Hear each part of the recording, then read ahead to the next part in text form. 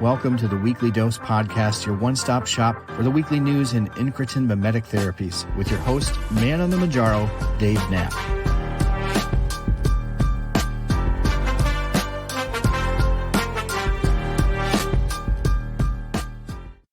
Welcome to the Weekly Dose Podcast, your one-stop shop for incretin mimetic news, obesity medicine news, type 2 diabetes news. I'm your host, Dave Knapp, ManOnMounjaro. That's why I'm here. You are on the pen. Wegovy, Saxenda, Victoza, Trulicity, Mounjaro, Zepbound, any of those pens, that's what we talk about here. This is the podcast for the week of June 25th, 2024. June is slipping out of our grasp. The summer is fast wasting away. It's just crazy how time flies. But thank you all for being here with me today. I can't wait to jump into the news. Hat tip to our producer, Clark Kent, for putting together a lot of the news that we're going to cover today. First thing I want to get into is getting to 10,000 subscribers on YouTube, a huge milestone for the YouTube community. Thank you all for everyone who is a part of the YouTube community. Of course, this podcast, the video version, gets uploaded to the members only on the YouTube channel. And then after a couple days, it goes live and you can catch the video version of this over on YouTube. So make sure you check that out. Thank you all for those who have supported us on YouTube. Novo Nordisk made a big announcement this week that they are indeed investing $4.1 billion additional dollars into manufacturing facility in Clayton, North Carolina. Now, this is interesting because North Carolina seems to be becoming ground zero for incretin mimetic production. Obviously, you know about the Eli Lilly investments in their manufacturing facilities there. But this is a Novo Nordisk expansion, $4.1 billion additional dollars to be completed by 2027 through 2029. I think the interesting thing to consider there when we talk about the expansion of the facility that Novo Nordisk has there is just the fact that they're investing so much into the future, right? So this likely will affect the manufacturing more of high-dose semaglutide, of CagriSema, of the amycretin, some of the pipeline medications that will really be game changers. They're building out infrastructure because that's just the only way to meet demand, which leads into a nice little segue. We heard this week, it was a big week in the world of news for type 2 diabetes. Medications like incretin mimetics, as it was the annual ADA conference. And we heard a little bit from Viking Therapeutics. And, you know, Viking Therapeutics is an interesting one because many people have kind of come into the comments of the various videos that I've done, whether it's on TikTok or YouTube, and they're like, what is going on with the stock for Viking Therapeutics? It goes up, it goes down. And, you know, I think the interesting thing, and this is also a sentiment that's been echoed by Cloakster over on YouTube, and I 100% agree. You know, if you look at Viking Therapeutics, they have really interesting molecules, and we heard about another one this week, even on top of VK2735 or Vikingtide, as we call it on this channel. You know, they have really great assets in the pipeline, but it seems like their go-to-market strategy is where they don't really have a game plan. When their CEO was asked just a few weeks ago about what they plan to do to manufacture pens, he said, well, we plan on tapping into existing manufacturing infrastructure that already exists. And I'm hard-pressed to believe that would ever be an option, considering Novo Nordisk and Eli Lilly are printing money right now and virtually using a ton of that money that they're printing to gobble up manufacturing capacity, whether it's the acquisition of Catalent on Novo Nordisk side, or you saw several acquisitions on the Eli Lilly side, acquiring companies that have the ability to produce pens and peptides.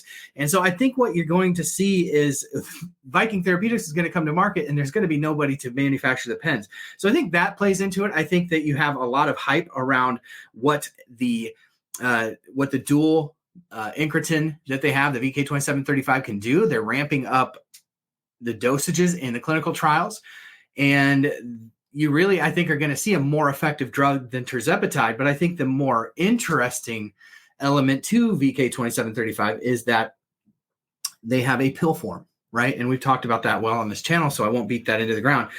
So I think you see a lot of hype around it, but then not maybe a great go-to-market strategy. Of course, they're having to raise capital to bring these to phase 3 trials, as it's a smaller company. Typically, you'll see these smaller companies partner with a larger company to go through these phase 3 clinical trials. You saw that with survodutide.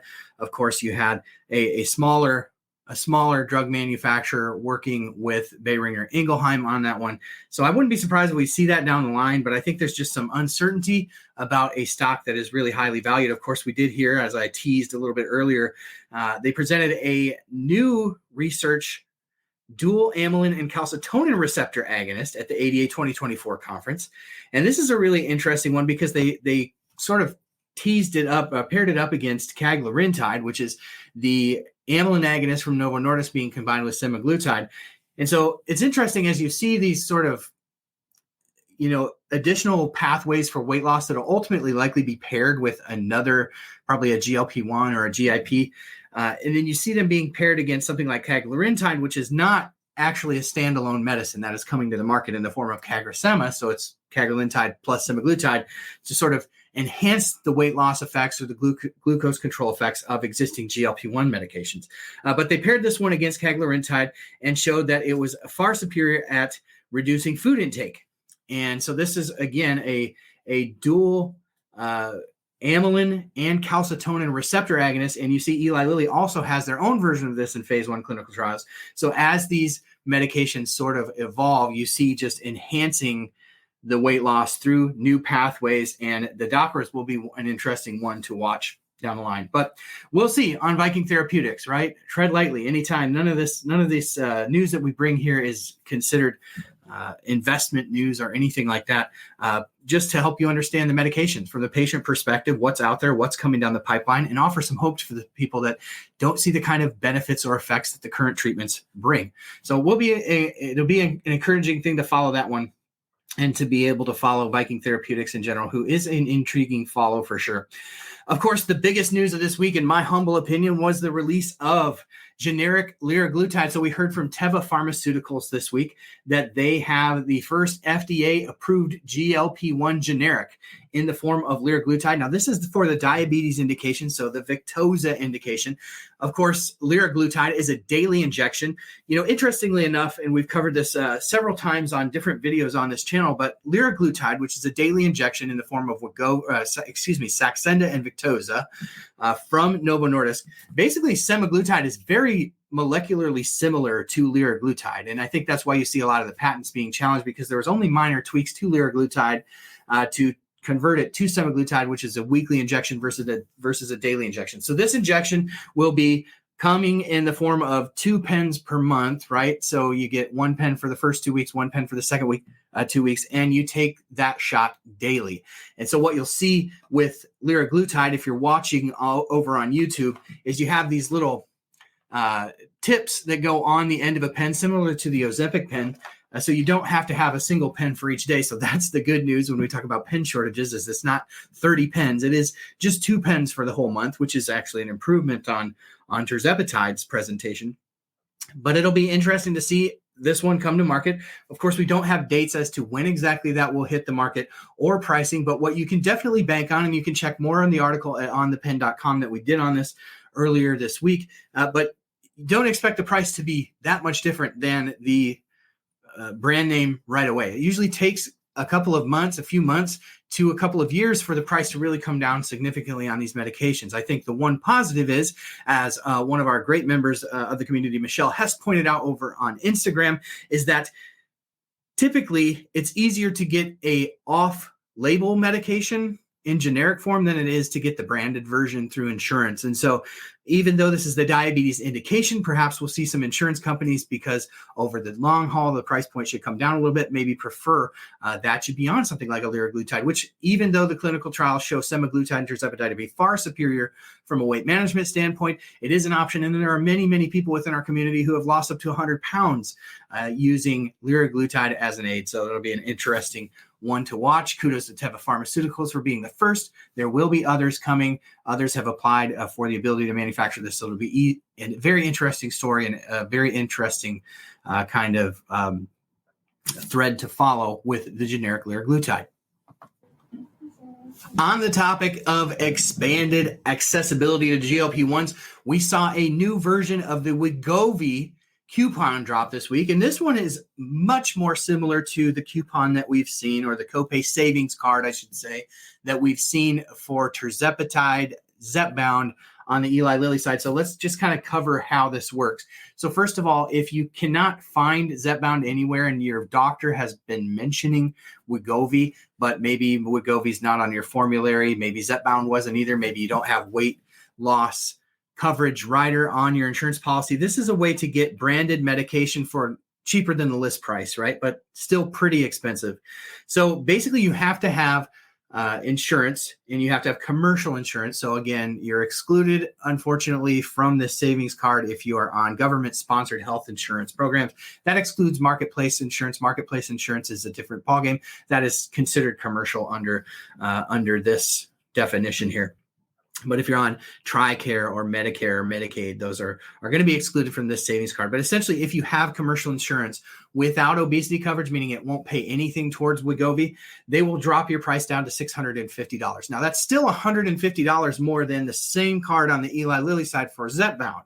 But perhaps the win is with a fourfold increase in manufacturing capacity prior year, as Novo Nordisk has recently told us, Wegovy might be an easier one for you to get your hands on. And so Wegovy offering a potential game changer for some of you who are maybe using compound semaglutide. If you're looking to get the branded medication, still $650 is an outrageous price tag to pay on the Wegovy side of things. But we do see that Bernie Sanders does have the CEO of Novo Nordisk coming in a little bit later year to testify on the cost of Wegovy and Ozempic. Of course, this on top of reports that they could manufacture it and still turn a profit for $5 per dose. You know, this is a whole nother loaded conversation within the community, but it'll be interesting to see from the drug company's perspective what they see as potential to drive down the cost of this medication. Continuing on our topic of savings cards, new Mounjaro cards. So the Mounjaro savings card, for those who did not have insurance coverage, expired at the end of June. Those who did have coverage, it was through the end of the year. But for those who do not have coverage, you saw an update to the card. It extended out another 6 months. Very similar terms to the ones that you have seen before, but that can be downloaded at Mounjaro.com. Make sure that your pharmacy is aware that that new card is available when you go to fill your prescription next time. Not a huge update, but definitely noteworthy if you're somebody who takes advantage of the Mounjaro savings card. We saw some amazing news come out from Eli Lilly this past week on the full results of the sleep apnea study. So the obstructive sleep apnea study, to be more specific. Very fascinating find there, as 52% of patients who were in this trial with obstructive sleep apnea saw resolution of their obstructive sleep apnea. Now, on the heels of this, you saw stocks like ResMed take a nosedive, as this is really going to put a dent ultimately in the treatment for obstructive sleep apnea. Prior to now, there haven't been any pharmaceutical remedies for this condition. You just saw treatments, right? CPAP therapies and things like that. So this resolved obstructive sleep apnea in 52% of patients. I saw some interesting reporting this week from some doctors on Twitter who are hypothesizing that it has to do with fat, the fat percentage in the tongue and the reduction of that. And sort of obviously when you're talking obstructive sleep apnea, it's because there's an obstruction, right? And this resolved that. So many people said, is it just the weight loss? Is it something that the medication is doing? Of course, there's a lot of reduction of inflammation and things like that. Could that be contributing? Whatever it is, I don't think we have complete clarity on that right now. Of course, the weight loss does not hurt. When you can reduce your weight by a significant amount, it actually resolves many things. And so this is just one more thing, one more feather in the cap of tirzepatide. Now, the interesting thing for those who are on Medicare, so we just talked about the savings card and how savings cards don't work for you. By the end of the year, I would fully expect that we will see Zepbound added to the formulary for Medicare for obstructive sleep apnea treatment. So if you are somebody who suffers from obstructive sleep apnea and you're on Medicare, this may be one of those backdoor ways into getting tirzepatide vis-a-vis Zepbound through Medicare Part D plans a little bit later in the year. So absolutely amazing news and exciting news for those who are on Medicare. Always it's always nice to be able to bring some good news to those folks who are dealing with Medicare, because Medicare is a real bear to deal with. Let's talk a little bit about amylin agonism to round out the week. Petrelintide from Zealand Pharmaceuticals. Now, that's the small company that I was referencing earlier that has survodutide in conjunction with Boehringer Ingelheim. But Petrelintide is one of their amylin agonists that they have in clinical trials. And we got some phase 1 study data back from Petrelintide, where patients lost, and again, this was a monotherapy, so they weren't combining it at this point with any other GLP-1 or GIP incretin mimetic. This is standalone, where they saw 8.6% weight loss over 16 weeks compared to semaglutide, which was much less than that, and it was just a little under where tirzepatide was for the same duration. Very interesting news to see that amount of weight loss out of an amylin agonist, which again, we talked about earlier, cagrilintide, their amylin agonist. You see just the proliferation of these other pathways. And this is exciting news because you'll probably see, for those who need a little boost in the weight loss, down the line, Petrelintide coupled with survodutide potentially, and survodutide, of course, being the GLP-1 and glucagon agonist. So you get all those cardiometabolic effects, reduction of fatty liver disease and MASH. And then on the flip side, adding the amylin agonist in there, which will help to sort of work on that pathway of satiety. Just some powerful, powerful drugs in the pipeline. I always like to say, let not your heart be troubled if you are a slower responder to the current generation of GLP-1 medications, because there are better things coming. Of course, Petrelintide is one of those. Just fascinating, fascinating news. Lots of great content from this past week at OnThePen.com, whether you're looking at the additional news that we covered on the DPP-4 and how DPP-4 breaks down GLP-1, natural GLP-1, and how that can affect your weight loss journey, especially if you're diabetic, you're producing gut bacteria that's producing DPP-4 in overdrive.